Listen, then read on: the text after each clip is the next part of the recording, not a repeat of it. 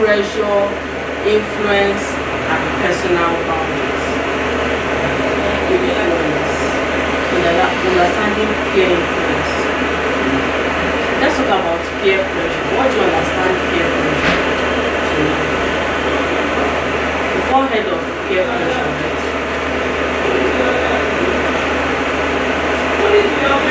what do you understand peer pressure to be? Personal boundaries. I would like you to take some notes as much as possible so that you can show your parents what they learned today. And if they ask you, in case you forgot, you can always go back to them. Yeah, this is what we learned. These are the points I noted down. So, like I said, I wanted us to I'm going to say something, and then once I tell it to you in the video, you do it and then tell the person what I said. So by the time it gets to time, you'll see if the message is still as clear as it was.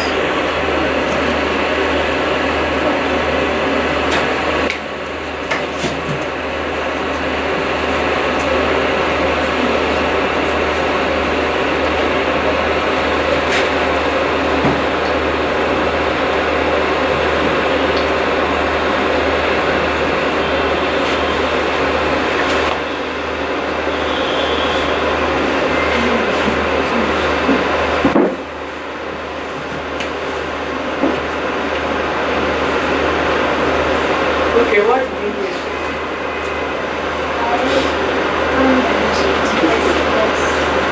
Speak out, let's hear it. Say what you heard. What did you hear, Candy? What did you hear? Can you see how information gets thwarted? I said something, as I passed it to her, it was still fresh. She heard it correctly, fresh, she heard it. But by the time he passed it to her, what she had was hands, and shake the person next to you. Can you imagine? I even thought they would have heard it. So you see, when you're writing this word of mouth, right? By the time it gets to, and this is just someone here, not talk of when maybe Priscilla is my daughter now, I told her it's good to be smiling and shaking people next to you. Amaka is her daughter. When she gets me, she just say, I thought it's good to be smiling and shaking people next to you. This is her son. I say it's good to smile. By the time we get to the 4th generation, what she's hearing is, you need to be handing and shaking people next to you.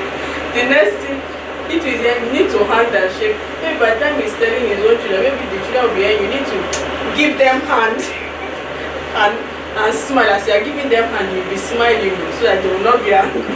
Maybe next generation will now hear, need to host them very well and tell them sorry. This how the information is getting distorted, is changing. But imagine I wrote it and I gave her the paper. The same way I wrote it, she will give it to Amaka, right? Amaka will give it to her son. Maybe the paper is already tearing, they can get a new paper, write it, technology is out, photocopy it, give it to his daughter. The daughter gives it to the son. It will hardly change, right? Except the next generation wants to be naughty and you feel, what's the meaning of smiling and shaking? See, every time someone wants to be smiling, I beg, if you like, don't smile, but shake someone. No, but it won't change as fast as hands and shake someone next to you. So you see, that's to drive home the point of writing. Writing is very, very important. Now, peer influence and peer pressure. What do you understand by peer pressure? What do you understand by peer pressure?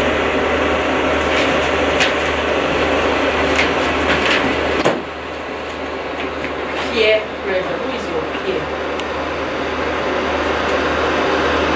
Peer pressure. Peer is your mate, your friend. People you are in the same class, in the same school, the same age group. You'll be drinking tea every day without sugar, just cocoa and milk. And me, I can't stand this. At least sometimes I want to drink milk or Lipton tea or have variety of taste. So we have different likes. You understand? So people within your applying force to something, right? You know what pressure is? When you open Coke, what happens? That sound, do you like that sound? Which is what excites us about drinking Coke, right? The gas and all of that. So that's a form of pressure. Pressure is applying force, pressing something down. Peer pressure, people within your age bracket applying pressure on you to behave the way they are behaving. Pressure is a matter of force. Someone forcing you to do something you don't want to do. That's pressure. Are we listening? Why did I say pressure is? Applying force. Someone forcing you to do what you don't want to do. It's different from peer influence. I hope you are writing so that you note the difference. It's different from peer influence.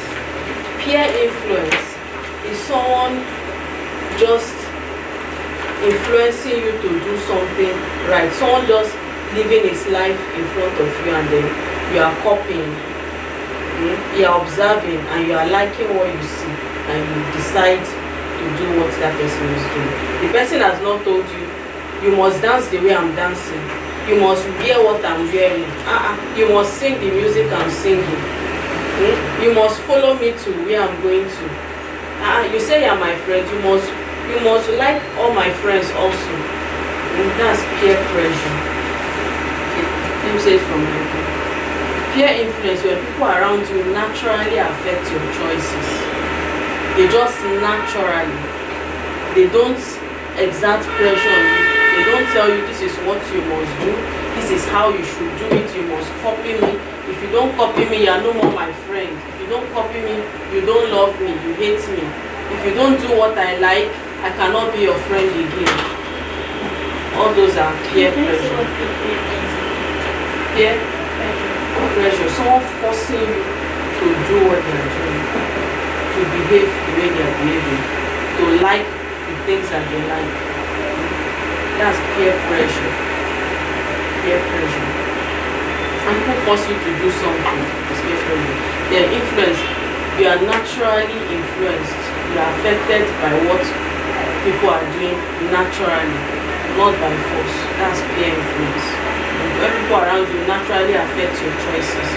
So have you ever done something just because your friends were doing it? Let's see your hands up. Have you ever done something because your friends were doing it? Raise up your hand. Me, I've done it before. Everybody has been victim of that. You only have one person. So the rest of you are not influenced by other people. Only two people. Have you ever done something because every other person is doing it? Have you ever? Okay, maybe you don't understand what I'm saying. I'm sure each one of us have done something because everybody is doing it. How many of us know this song? I have decided to follow Jesus. How many of us know this song? How many of you can dance the dance on the song? Okay, how many of you have watched the video where they were dancing with? I know some other secular songs that I'm sure all of you know. How many of you know Oh No No No? Have you ever sang it? Yes, thank you for being very faithful. And why do you sing it? Because you heard your friends singing it. Am I correct? Or you heard it on radio, right? Or you watched it on your phone. Correct? How many of you heard this from your friend? So you had a song that you really like and you started singing for your friend for the very first time. That's peer influence. If your friend say you must sing this song with me or you won't be my friend again, your friend influenced you because of the choice she's making, because of the choice he's making, he influenced you, right? So influence can be positive or negative, but pressure is always negative. Always. There's nothing good about pressure, peer pressure. You understand? For instance, as a young person, we encourage as youth friends, youth mentors, we encourage you to stay away from dating, we encourage you to stay away from having boyfriend, girlfriend. We encourage you to avoid parties. You understand? But I'm sure along the line you may have a friend that enjoys such things, and then this person is your best friend, so to say, your very close friend. You say, that party is, there's nothing wrong with it. It's just not just to dance. Let's go. There's nothing wrong with it. And then you say, no, I've made a decision not to do that. I don't listen to secular music. I don't. It's against my values. I don't say, and you say you're my friend. In fact, I won't be your friend with you. That's peer pressure. I may feel, and this is the only friend I have. Or if this friend doesn't talk to me again, all other friends won't talk to me again. So you may be influenced to follow the friend, right? To attend the parties. Am I speaking out of context? I'm saying the right thing. Am I not? Okay. So that's what we call peer pressure. So the truth about influence, influence, you're always being influenced by somebody, one person or the other. Whether you like it or not, your parents are influencing you. Am I correct? You may say, even if you don't like what your parents are doing right now, you say, this is my mom, this is my dad, this is, I don't like the way they are behaving. In fact, when I grow up, I will not be like my father, I will not behave the way they are behaving. You know, it will be very hard. It will take a very strong will and conscious decision not to behave the way your parents were behaving. Do you know? If you didn't know, you know that now. It will take far more than words, and it will not.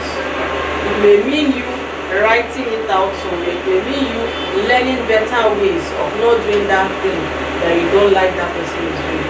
But somehow, we get influenced by people around us, whether for good or for bad. You get, maybe you don't like the way your parents handle finances, you don't like the kind of food they are giving you every time.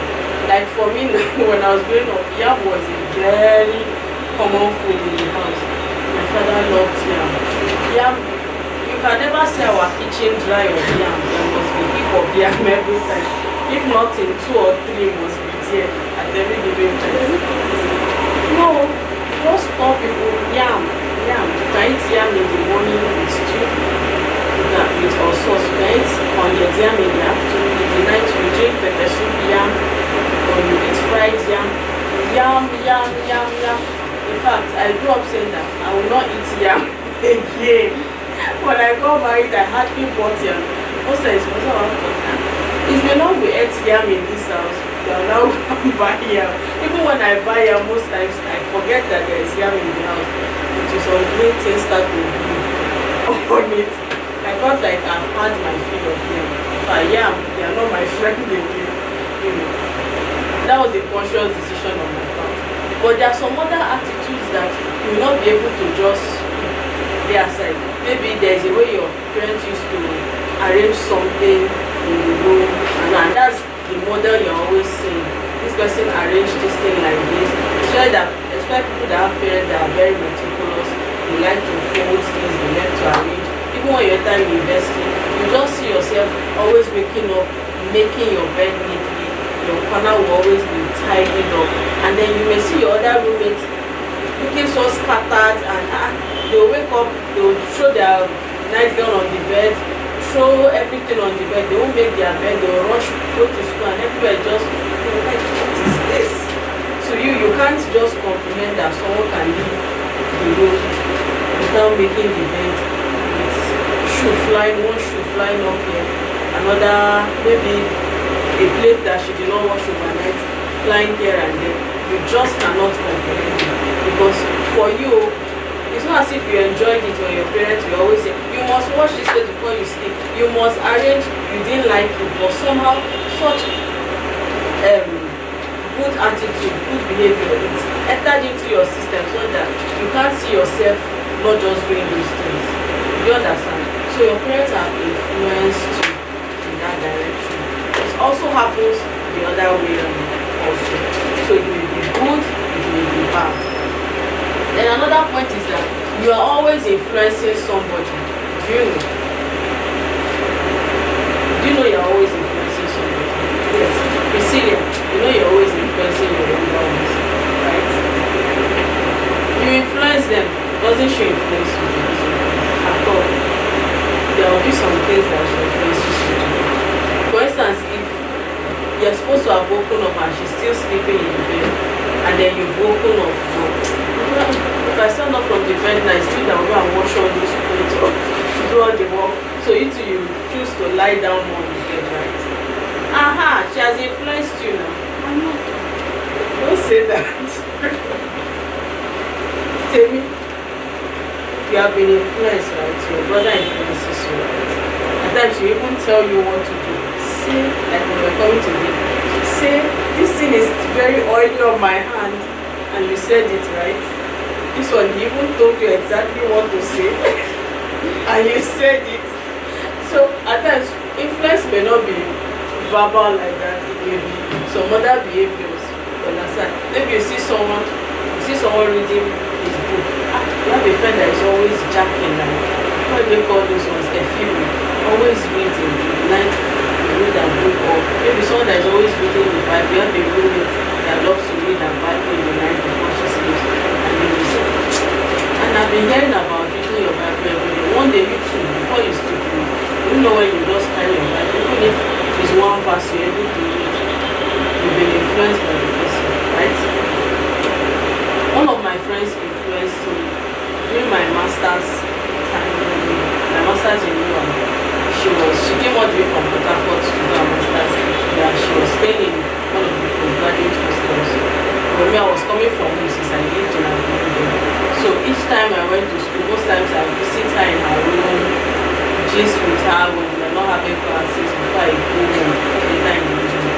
So I noticed that each time we went out and we came back, as soon as she enters her room, the first thing she will do is to kneel down and pray. That was where I learned that habit of when I go out, I come back, I pray. I pray. Even if I don't kneel down, please, I'll thank God for taking me out, bringing me back. She never told me, Chizor, each time you go out, you come back, you pray. She never opened her mouth to say. Just watching her and observing her, I picked that up. So that was a very good influence.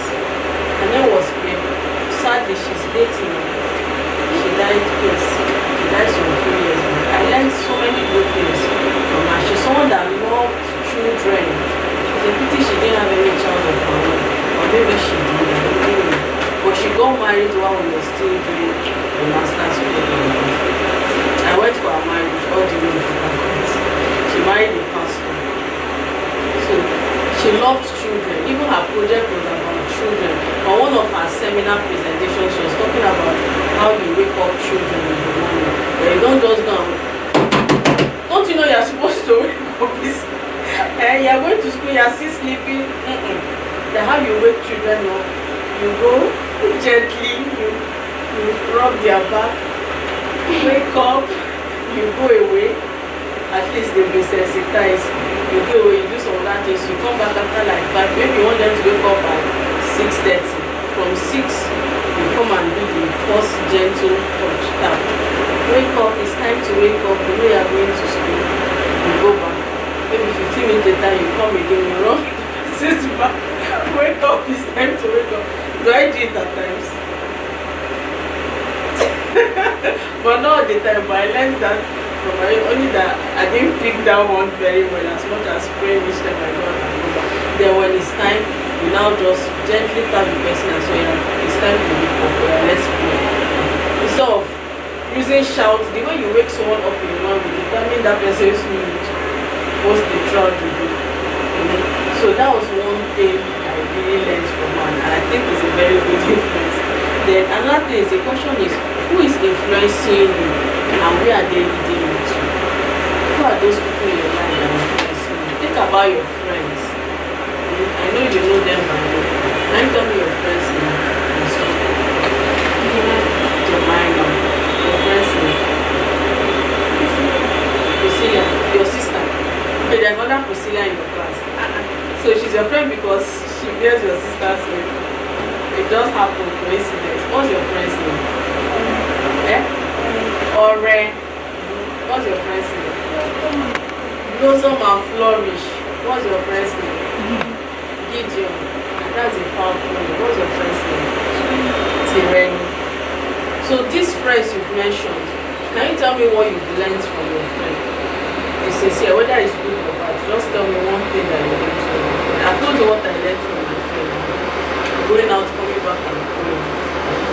how to wake children up from sleep. What have you learned from Tiffany? Just say something. See how he talks, or a joke, or a riddle, or a song. What have you learned from Blossom and Flourish, the twins? A song. Can you sing it? What have you learned from your friend? What's your friend's name? Anu. Is it because you had an Anu in your conversation? Okay, she's still your friend. Till now? So you talk over the phone. Or you attend the same church. She's still your friend. Till now. Out of your recent school, who's your friend?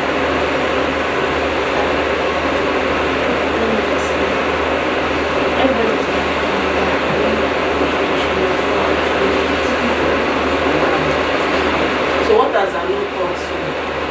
How has she been dancing and be that's one thing she really loves. Who's your friend? Your mind man. What has she done? Always been good. Like everything. Like going sick so that I just because He's a Christian, right? Yes. Gideon, what has he taught you? To read. So he's a Jacobita. He likes to read books or bookworm. So you read more now, right? You see, your friends can influence you too for academic success, yes? What has Priscilla taught you? Oh, she teaches you math. Wow. So you are better now in math. Awesome.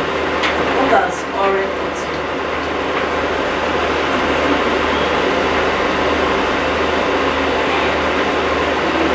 Tell us, I'm sure there is something, that's why you're coming up and tell us boldly and confidently. A strong man. He has taught you to read. Are you sure? Or you are trying to say what? Okay. So Priscilla, have you noticed a difference in the way you read as a result of the influence of already speaking? You don't know? Okay, has your sister improved in her mathematics since Priscilla became a friend? Does she do better in maths? You don't check each other's results at the end of the time. What's your own? It's your own. It's your own. You are their senior sister. You are their leader. Today is night. So there is a scripture that says, do not be deceived, bad company ruins good morals. 1 Corinthians 15:33. Have you heard of it? Can you write that Bible passage? Can you write it? If you have your Bible, you can write in your Bible version. If you don't have it, I'll read it out to you. 1 Corinthians 15:33. 1 Corinthians 15:33. Don't be deceived. Evil communication corrupts good morals. That's how some Bible passages start. 15:33. You can read it if you see it. Yes. Let's see another version. Very good. Let's hear yours. Don't be fooled by those who say such things, for bad company corrupts good character. Very good. Bad company corrupts good character. Bad company corrupts good habits. Yes. Bad company, good character. good morals. Good morals, good habits, good bad company. Now is about habits. Evil company. Now says evil company corrupts good habits. So anything that is not good is evil. You understand? There is no middle ground. It's either good or bad. You may feel like, okay, when I'm working with God, must I be rigid? And no, you are not being rigid. You are only obeying God, because The Bible says in Proverbs 9:10, the fear of the Lord is the beginning of wisdom. You've heard of it. Thank God someone was completing it. The fear of the Lord is the beginning of wisdom. Knowledge of the Holy One is understanding. The fear of God. When you fear God, you hate evil. Another passage in Proverbs 8:13. Proverbs 8:13 also talks about fear of the Lord. When you fear God, you run away from evil, you run away from anything bad, anything that will pollute you. Proverbs 8:13. The fear of the Lord is to hate evil. To hate evil. So when you hate bad friends, it's not like you hate them as a person. You hate the things they do. You understand? And you avoid associating with them. Not because you hate them. Because when you associate with them, you find yourself doing exactly what they are doing. Do you understand? There's a Yoruba proverb that says, I don't know how to say it, but I can explain it. A leaf that stays on soap for a very long time eventually become what? A soap. That leaf too will start washing plates. That leaf will start bringing out bubbles. That leaf will also become a cleaning agent because it has stayed around the soap for a very long time. In fact, the soap will form a cave around something all around it. You can even use it to take your bath because that leaf will become a bathing soap when you go to wash it. So that's the same thing with the kind of friends you associate with. Stay with them long enough, you become exactly like them. For good habits, good morals, good behavior. Don't be deceived. See, the first part is don't be deceived. You may say, they are just my friends. I'll not do what they do. I don't follow them to where they are going to. It's a matter of time. It's a matter of time. But even if you are not even with them, you are spoiling your reputation. You know what reputation is? What people think about you, how people perceive you. You say, maybe you say, I'm not a prostitute, and then in the night you go and stand beside prostitutes when they are waiting on the roadside. A car will come and stop in front of you also. He says, Sisi, are you going?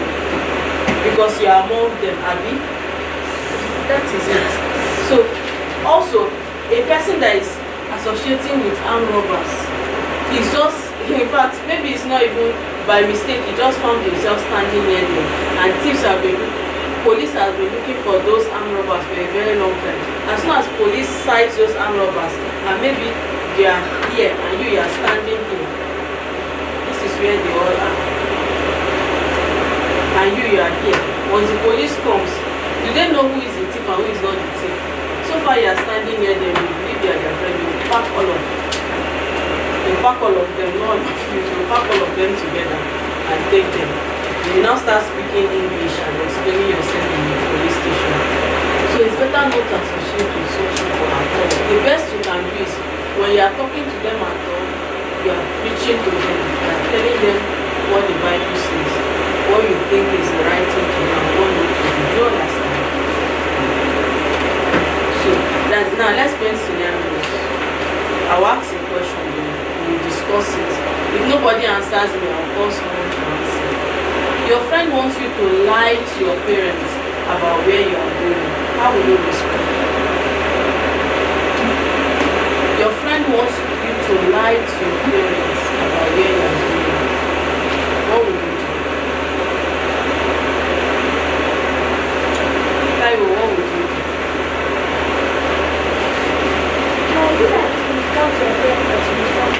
To your friend. Maybe actually your school is going on an excursion and you're all going to go till night and your friend has told you, let's not follow the excursion. That money they gave you, there's one place in the shop right that they play game. Let's go there, use that money and play that game, eat ice cream in the night. When we are sure that we hide near the school and the bus is coming back, we know they are back, we quickly go and join them, we don't know we are going. Let's go and have a nice time. Is it not to be saying water? Where are they going to? Say the water. Our parents can take us. Let's go to where they are playing total game, video game, computer games, what would you do? What would you tell your friend? You cannot go. That's a weak way. You cannot go. Don't worry, I'll pay your transport fare. So if your mommy gave you money for the excursion, we'll use it to lick ice cream. We'll have a nice time. What would you do? Okay, let your sister help you. What would you do?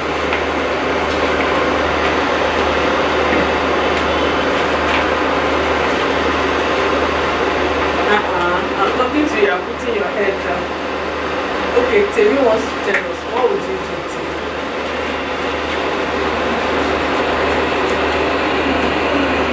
You go away. Awesome. At least you've taken a stand by going away from that friend. The more you stand near that friend and you are negotiating, he will convince you, are you not my best friend? You said you'll be following me. I followed you to that place that you don't want to follow me. I followed you to your church. You invited me to youth program. Now I'm inviting you for my own fun activity. Yeah. Yes, you might have invited the person maybe for youth summer program like this, and she came or he came. Now said, next time I won't follow you. You see, follow you. Okay, let's go to this one. Everyone in your group is making fun of somebody who looks good. Maybe there is one boy or girl in your class that has a very big head. The head is bigger than most people's head. And that person is always the object of scorn. Which I feel that's the big head has come up and the person doesn't even care. Big head, after all, I'm passing my exam more than all of you.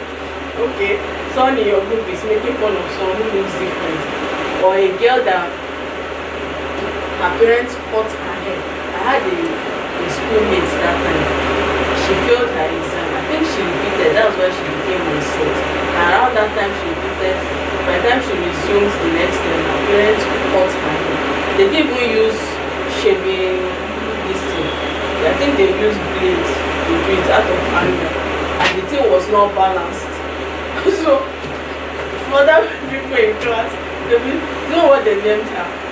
Father Gary. You know the meaning? Father Gary. They use cutlass to cut her. You know, when you're cutting grass with cutlass, will everything be uniform? Some will be high, but if you use mower, like shaving this thing, so they used to call her Father Gary and they will be making fun of her. But later she's eventually still making her hair. So that's an example. If your friends are gossiping about someone that is looking different, what would you do?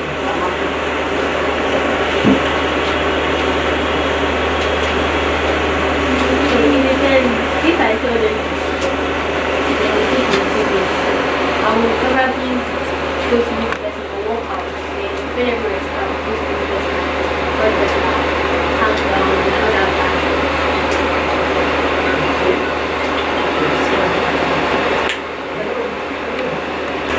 Your friend starts using inappropriate language and you are the only one who doesn't use it. What would you do?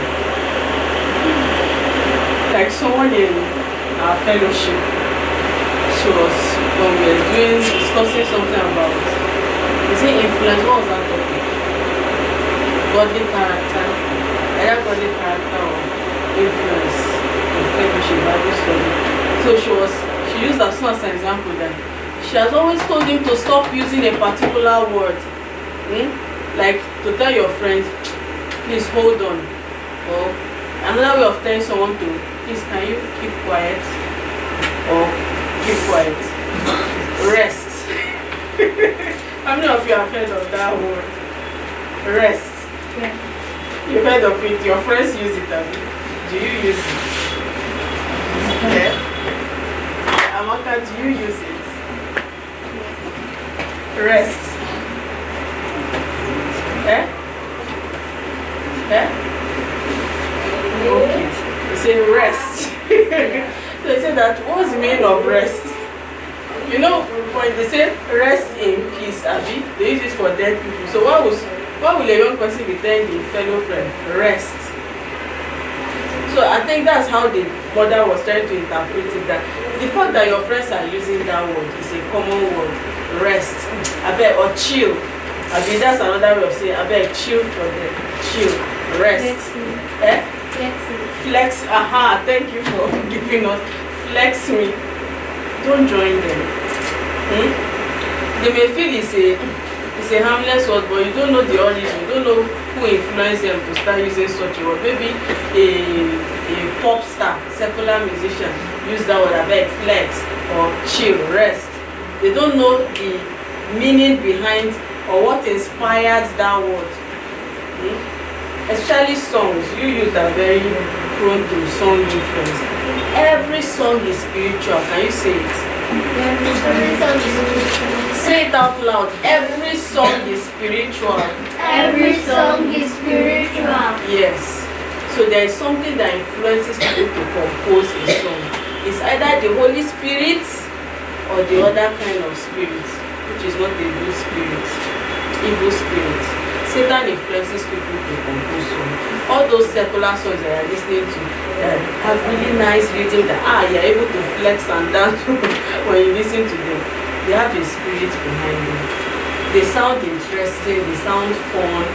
So I'm a young person, I need to enjoy my life. The Bible also says, remember your maker in the days of your youth, because we all give an account of our lives. It's in Ecclesiastes. So that everybody is doing it, it sounds fun, it looks fun, it doesn't mean you should follow them. Remember, you're a child of God, right? We're all children of God. We are royal priesthood. We are a holy nation. That's 1 Peter 2. We are peculiar people. That's where we found Peculiar Heritage for Youth Foundation. We are peculiar children of God that have been called out of darkness into God's marvelous light. So you are very lucky to have parents that are believers, that are taking you to church, that love God. Imagine if you are born to a Shango worshiper or a herbalist. It's not shrine you'll be going to. In fact, you'll be living in the shrine itself. And such things, they have dangerous implications. There's nobody born into a shrine-looking kind of family that will not have one serious problem or the other. There is no. In fact, a friend was telling me recently about someone. I don't know if I should share it. But this person's parents, long forefathers covenanted them to a shrine. No, it's not. The forefathers did something. I'll not go into details. But this person's mother took him and his sibling to a shrine at a point in their lives. Even though she was a Christian, she was a Catholic, but maybe one problem or another, she took them to a shrine. Since then, life has taken a different turn. This person has from one ill health to another. The person is barely surviving because of some covenants. There are places that you shouldn't even step into as a child of God, or as even if people are not children of God, they should not even step into such a place, because one contact, what did I say? Say one contact. One contact is enough to mar that person's destiny. Satan just needs one chance. As you've heard of one chance vehicles, have you? One chance. And what do they do to those people that enter one chance? They kidnap them. Okay, people don't enter public transport, so you don't know what one chance is. They kidnap people that enter one chance. Satan needs just one opportunity in anybody's life, and we make it an indelible mean a mark that can hardly be erased except the blood of Jesus, and serious deliverance can set that person free. So just that one visit, the person's life has been turned upside. And the person is a believer, is a Christian, is a child of God. You understand? So there's some people that will take their children to a shrine, to a herbalist to do something. But they won't tell them, they may tell them, okay, this is what will happen. But they don't know that it's something that will now carry on for the rest of their lineage, generations after. There was a man that didn't have male children, had only female children, and wanted the son at all costs to carry over his inheritance. he took them to a place for the children to have, to just sleep with some people and have children, and then the male children he will take them for himself. He thought he was just doing it so that he will inherit his own male children will inherit property. But since then, since that time, no female has been able to get married in that family, no matter how much they try. I watched something like that on one of those cartoons they show on YouTube. The lady was about to get married. It's either the husband will die or the man will just on the wedding day say he's no more doing. She was embarrassed 3 times at the point of marriage. Her mother told her that, I've told you, in our family we don't get married though. In their family, not my own. That in their family they don't get married though. Can't you see her auntie? Her auntie has 2 children for a man and she's fine. She's okay. That she herself, she has her. That what else is she looking for? That she should just, if she can have children and just live her life, that is okay. But she said no, she's a child of God and it's God's plan and desire for her to get married, and she will. She went into serious fasting and prayer together with a good servant of God. She fasted and prayed and she broke off that evil covenant. She was able to get married. So imagine if she didn't fight in the place of prayer, she too would have continued to perpetrate such an. I'm sure she had a sister.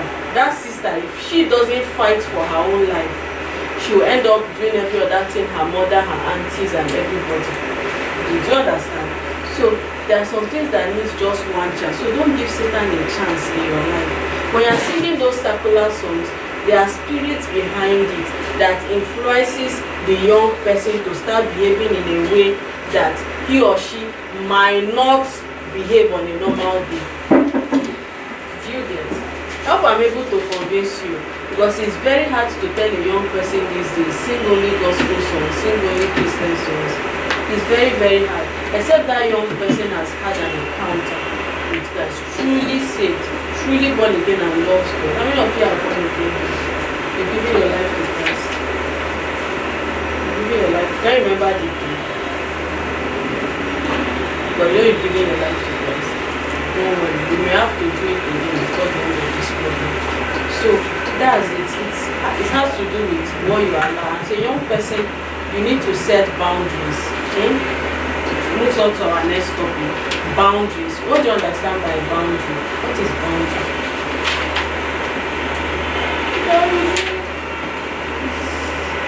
Are some things that People must not cross. Okay. Place that people must not cross. Very good. Fantastic. Who else wants to tell us about boundary?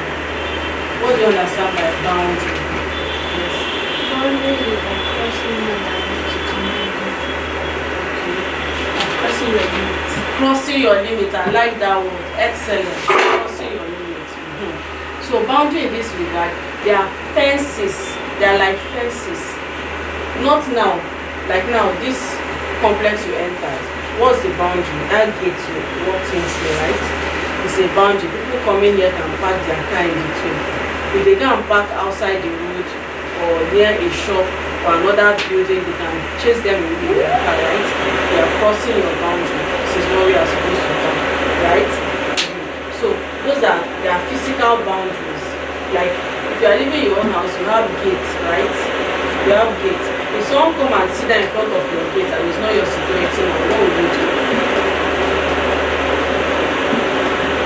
You chase the person. Excuse me, can I help you? Are you looking for anybody in this house?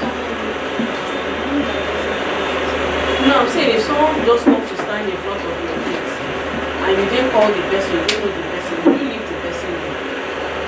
And the person even bring firewood and start to arrange food in front of your gate. You're laughing. Eh? And calls on his friend, I want to do party and put canopy in front of the gate. Want to do a birthday party. Even if it's Christmas time, will you allow me? Yes. If it's your own house, you will call police. It's police you use and drive. You will not even come out yourself. It's police that come. Can we help you? That's a physical physical boundary. Now there are boundaries in our hearts and in our lives that we need to guard. We need to guard it. Are like fences around your heart, mind, and body. Boundaries are like fences around your heart, your mind, and your body. Are you writing? Fences are boundaries. Are like fences around your heart, mind, and body. Boundaries are like fences around your heart, your mind, and body. They protect what is valuable inside, and keep harmful things out. They protect what is valuable inside and they keep harmful things out. Do you understand? They protect what is valuable inside and keep harmful things out. They're like fences around your heart, your mind, and your body. Where's your heart? Where's your mind? Your mind. Where's your body? If you are walking on the road now and a stranger comes and wants to come and hug you, what will you do? Will you hug the stranger back? I say, oh, fine girl, you look so pretty. Come and give me a hug. You are walking and you don't know the person, even if it's a woman. A fine looking woman. Oh, pretty girl, I love your cap. This pink cap is so nice on you. Come and give me a hug. Bombastic side eye. Bombastic. But if the person is already out, is coming close to you, will you keep walking towards the person? No, you dodge. Because why? Why would you dodge? She's encroaching on your personal space, right? She's trying to cross her boundary. You understand? Even as we are now, there are boundaries. If Priscilla starts to move her chair very close to you, Amaka, and it's almost kneeling on you, what will you do? You move back. You move back. You allow her to rest on you, to put her shoulder on you, and then on your shoulder. Okay, why? Okay, for the mere reason that she's here, I know her and she's safe. But if you go to the bank and you're sitting waiting for your turn and a young boy just come and say, oh, you look like my mom, you're so beautiful. I want to put neck on your shoulder. Will you allow it? I will like position it to check. I'll move away. You even allow his, in the first place, you even allow his body to touch, even if he's looking so beautiful, like Candy, looking well dressed and everything. Once you come on, oh, look like my big sister. Oh, let me rest my neck for you. You will run the reason. Is this boy? He said, is this boy alright? Not talk of you if a madman is coming. You will run as fast as. Oh, my friend, long time. Where have you been? A madman is coming here and is running towards you. What will you do? You run for your dear life. You should do the same thing with a stranger, even if they are looking well dressed. You know that people have mental health issues in levels. So the person's one is just starting gradually. You know, every well-dressed person is fine and okay. So the person is encroaching on boundaries. Now, boundaries there are three types of boundaries: spiritual boundary, emotional boundary, physical boundary. Emotional boundary is not allowing others to manipulate your feelings. Speaking up when someone is treating you badly, or someone is treating someone else that you have the opportunity to speak out for. You speak out for injustice for someone else. Okay, that's advocacy.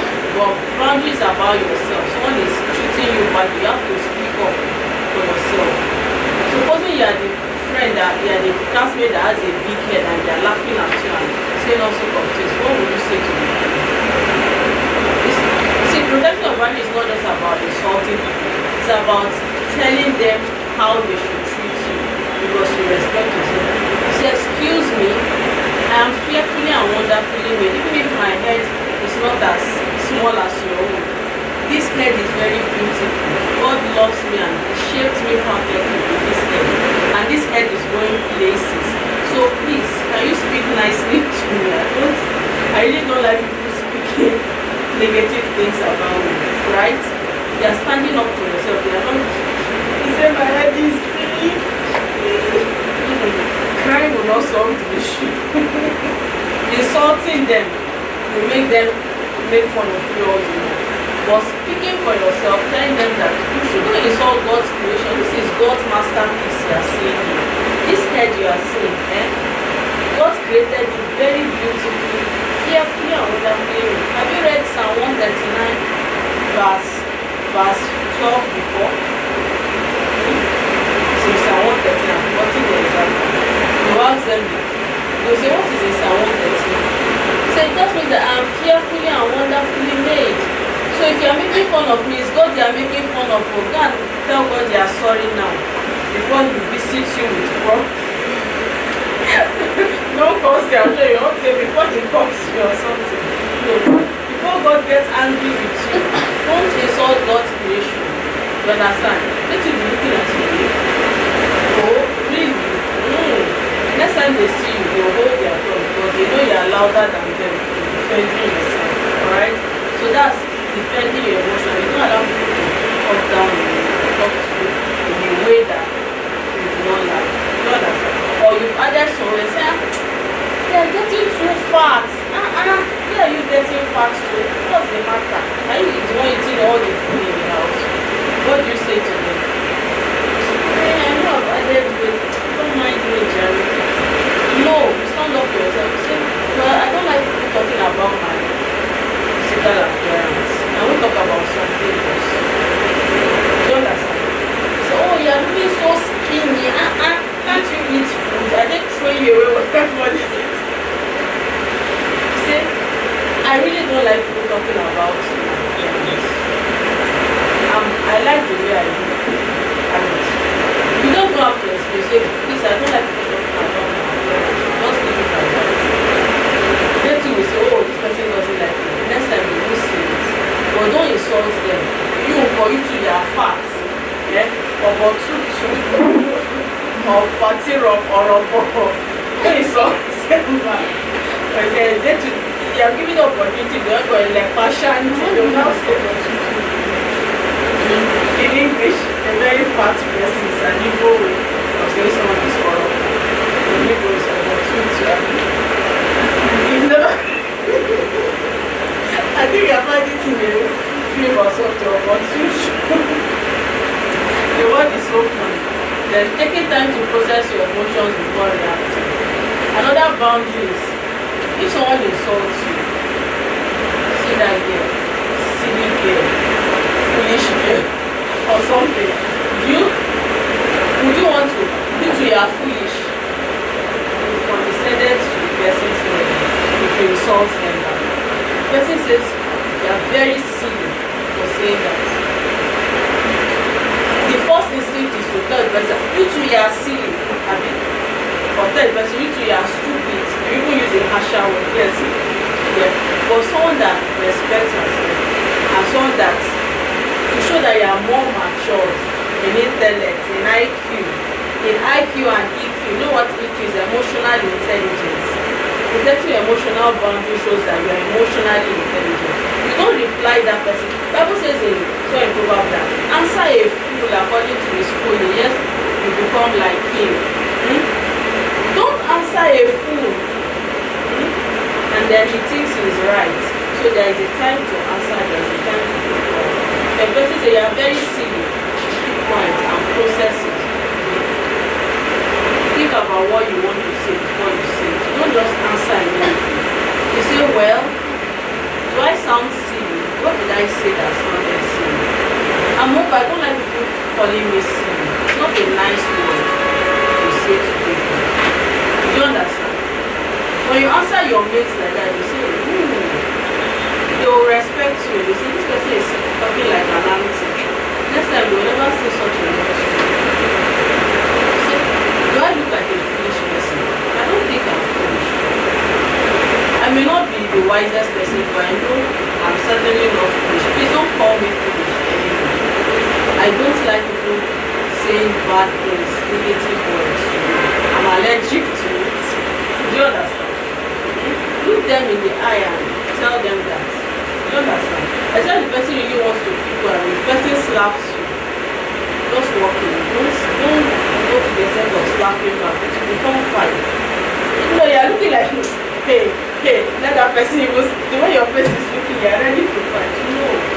If you start fighting, you are bringing yourself down. You are not carrying yourself like the loyalty that God has called you to be. Like the king, the princess that lives in palace. Psalm 144. There were boys will be like plants grown up in their youth, and our daughters like pillars carved in palace style. They're a pillar in the house of God.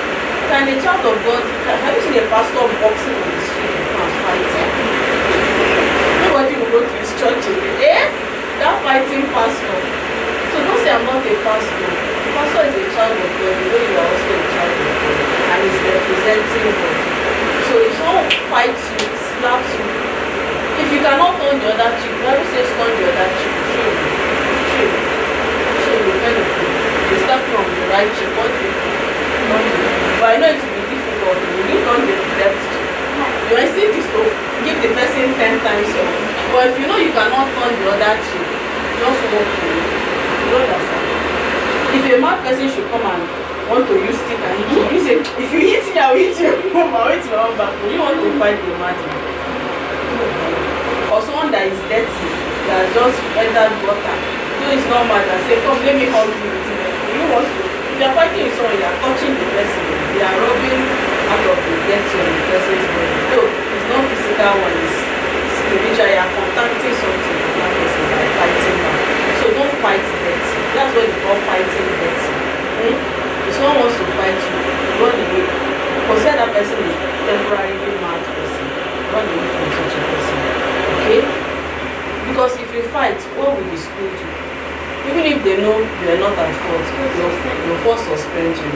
Maybe they may expel that person. And suspension does not give a good record in your school file, right?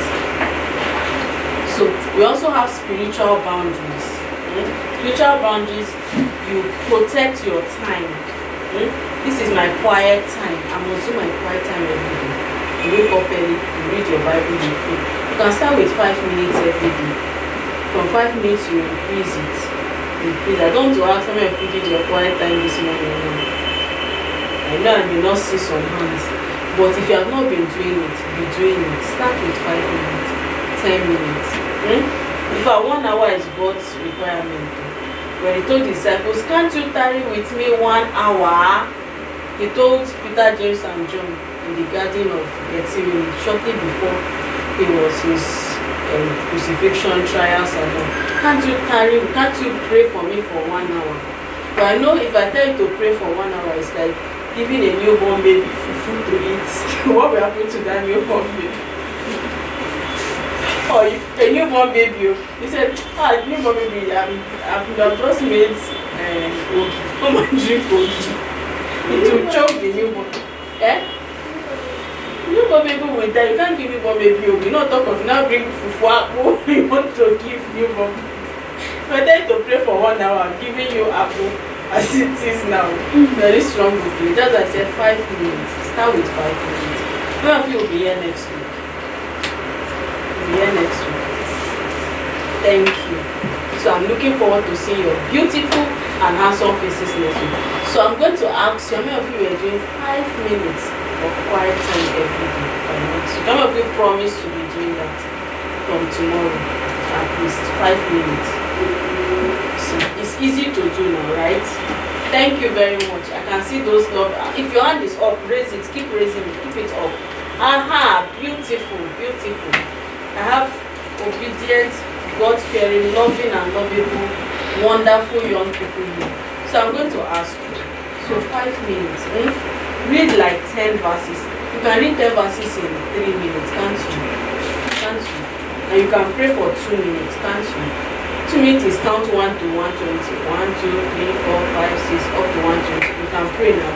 If you don't know what to pray about, thank God for Nigeria. Thank God for peace. Are we fighting war? Some places, somewhere like Israel, now every day they are hearing one bomb or the other. Boom! Iran and Iraq, they are still fighting till tomorrow. Russia and what's the other? Ukraine, they are still fighting. Gaza and thank you, Gaza and Israel, they are fighting. They are fighting. Now America is not fighting, they are only supporting Israel. We are not fighting war. You can go out, you can come back. You can eat food at least 2 times in a day. Is anybody that doesn't eat up to 2 times in a day? Nobody. But at least you eat. Nobody here eats 3 times in a day, except you are fasting.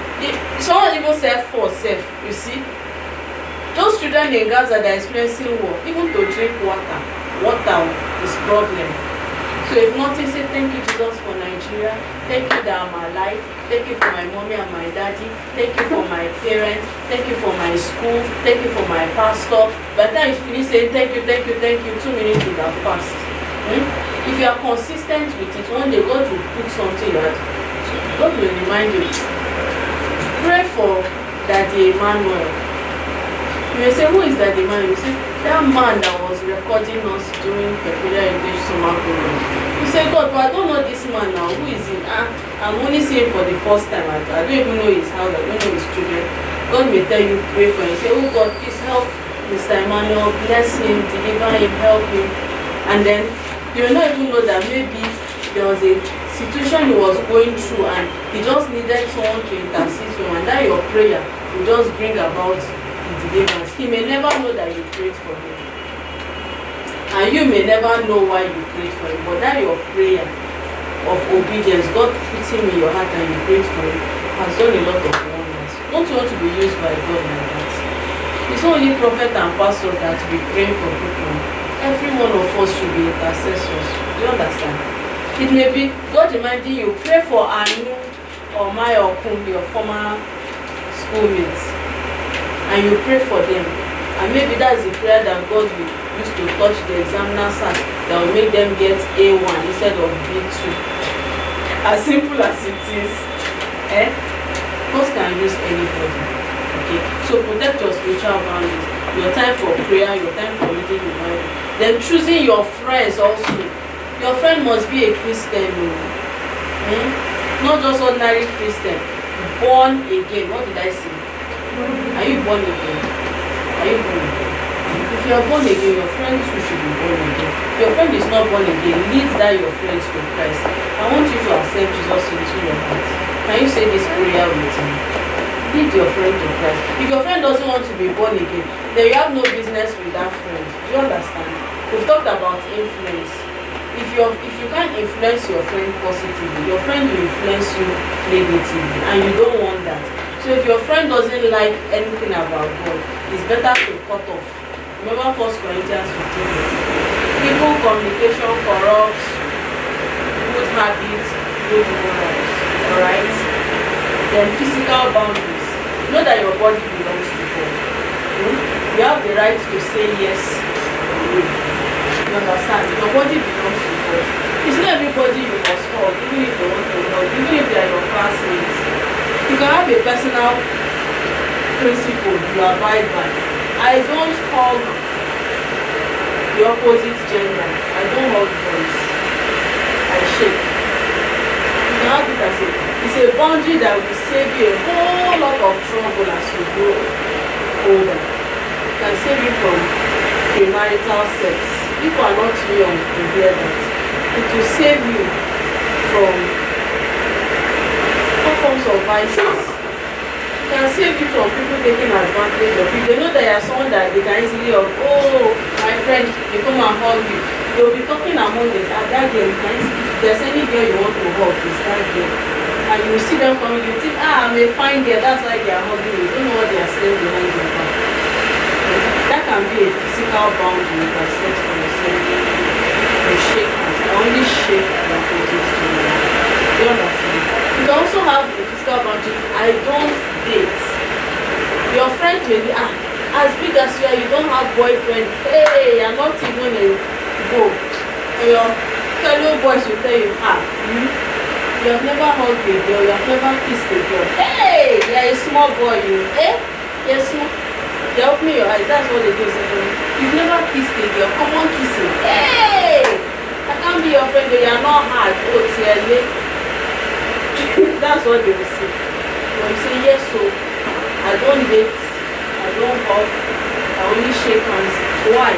Because right now I want to focus on my studies and I want to focus on God. What are the two reasons you should be your friends or they confront you? What are the two reasons? I want to focus on my studies, I want to focus on God. Do you understand? As you grow older, even in university, the temptation will be very high. Even in secondary school right now, I'm very sure of that. You see girls having boyfriends, especially Valentine's Day, they're exchanging gifts. Do they do that in your school? Valentine's Day.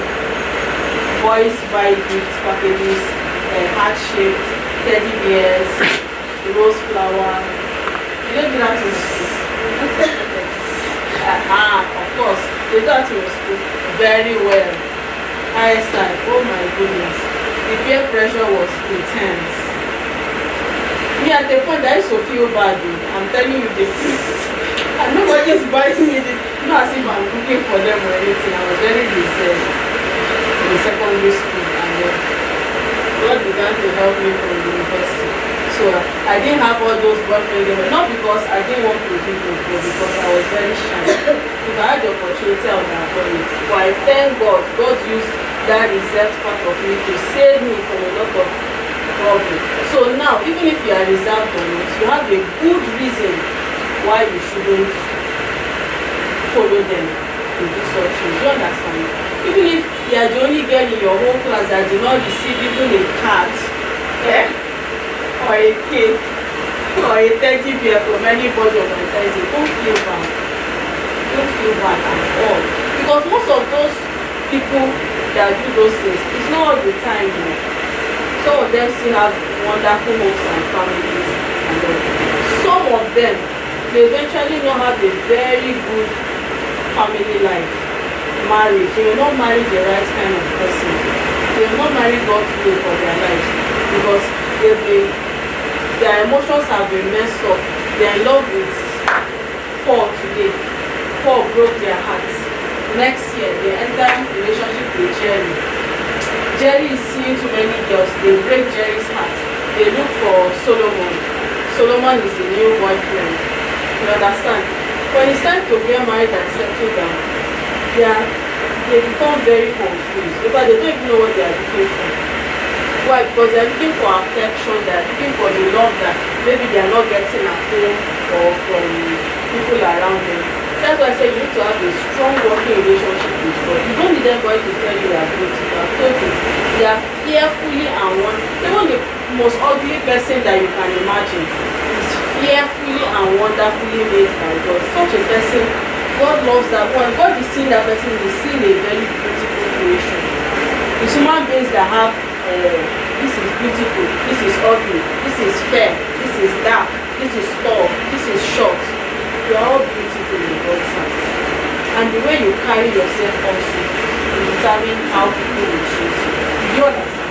How I'm making a good point. Am I able to convince you and not to confuse you that you should wait till you are ready before you begin to engage in relationships? Do you understand? If you must have an opposite sex as a close friend, should be because you are engaged to get married. Do you understand? It sounds old school though, but people that are going the old school way nowadays are the ones having wonderful family and marriage life. Do you understand? The old school way pays a whole lot. You will not have any issues at all.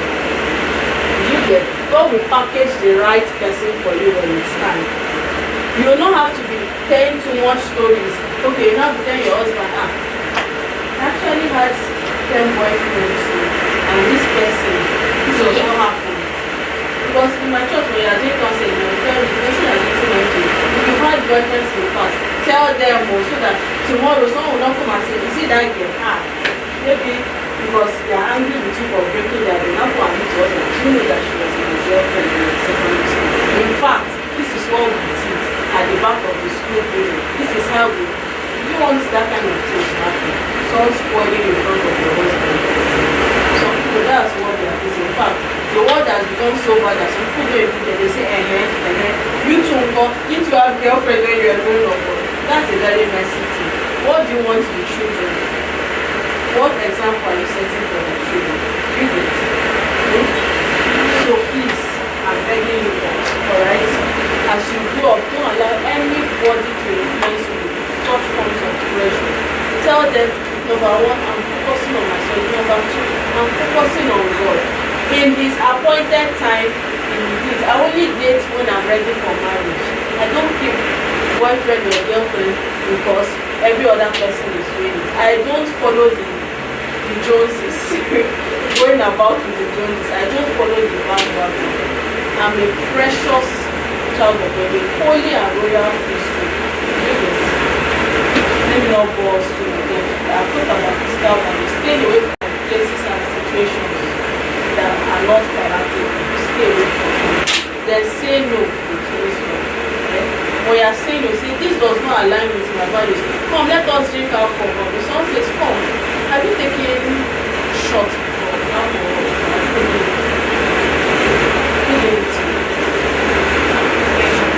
Yeah? She takes it. Your grandpa takes it. Okay. But do you think it's a good thing? You don't see anything wrong with it. If you don't see anything wrong with it, by virtue of attending his program to you, I would like you to make that decision that you will not take it. Because that means your friends can invite you, let's go for this party, let's hang out, and they give you alcohol to drink. And you'll be able to say no because after all, you'll be taking it from home, right? Right? So make that decision that you will not take it again. Do you understand? As I am, I'm taking alcohol before too. So one is very short. Yes! My father used to take it. He didn't see anything wrong with it. But as soon as I gave my life to Christ, that was the end of it. It's not as if it wasn't a Christian. Some Christians don't see anything wrong with that. But there's a whole lot. You may not take it to become tipsy, but the moment you start taking it, it means that you can go a step further. Like I said, an inch. You only need to do certain 1 inch. And you take it in one. You don't see anything wrong with hanging out with people that take it. So far you've taken it. Also, you are building up your body for diseases later in life.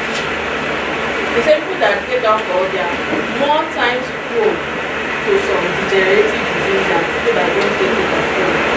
Do you understand? And people that take alcohol, they find it easy to be violent. They are the ones that can easily hit their wife when their wife misbehaves, or fight on the road, or drive recklessly, cause accidents. They are more prone to doing that. Do you understand? So please, she have told you that me too have taken it, but I don't take it anymore. And that was a very long time ago since secondary school. I stopped. So you too, from now, you make that commitment. Even if they give you the offer, you say, no thank you sir. I'm born again. You say, hey, so we are Satan's children. You say, no. That's a boundary I've given myself. I will no longer take it. Alright? Thank you. So what are the 3 boundaries I talked about? Excellent! Let's clap for her, please. I want all to mention emotional boundary. Clap for you too. Yes? Oh, clap for this wonderful people. Physical, spiritual, emotional boundaries. So saying no, when you are saying no to people, say no, this does not align with my values. I am not comfortable with that. Even if it's, I didn't say don't have friends that are males. Do you understand? But don't have someone that say, this is my boyfriend, this is my, we are hanging out, we are going to tantalize us to Mr. Biggs. When you start collecting gifts from people, you are opening yourself up to a lot of things. The next day, person will come and touch you inappropriately, and you can't, even if you say, no, you need to eat my meat pie, you need to drink my food. They are giving people opportunity to take advantage of you when you need to collect gifts. Do you get? You see, are you listening? So don't collect it. So when people are giving you something, say no, I would rather not have it. I'm fine. Okay? If someone is touching you the way you don't like it, you say no. My body is the temple of God. You don't touch me. That's an inappropriate touch. Do you understand? Shaking your hand is an appropriate touch. Your arm. But once someone is touching your face and your head, it's inappropriate still. Do you understand? Touching your head is inappropriate. If it's your friend that is admiring your hair, it's okay. But the opposite, they are touching your hair like this. You see, like that person is messing with your emotions. And they begin to touch that. In fact, it's therapeutic. When someone is touching your hair, you start to enjoy it. Dopamine and all other things can follow. So please don't allow it. Then understanding that's appropriate versus inappropriate touch. Then staying away from places and situations that compromise your values. Say it's against my values to stay out later than 7:30 p.m. I don't stay out late. They invite you for a birthday party and it's exceeding 5 o'clock, 6 o'clock. You say, I'm sorry, I have to leave now. Don't stay out late. Do you get? So that's a wise way of saying no. So we add some drama. We'll be sitting down for too long. Do we do some no thing? Or do we go straight to our treasure to trash?